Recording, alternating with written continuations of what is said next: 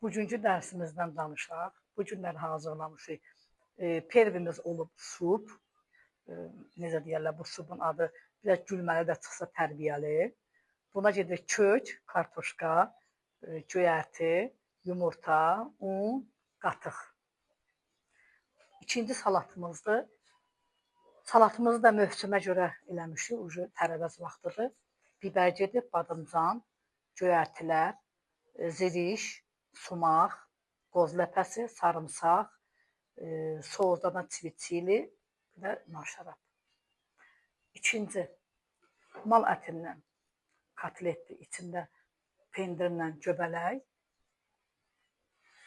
Üçüncü, bizim toyuq ətindən, toyuq əti maşından çəkdik, soğan, suxari, içində kartoşka vurduq. Bunun da içində kalbasa, bir də pendirdir. Kartoşka da по-polski kartoşka. Yiyənlərə nuş olsun.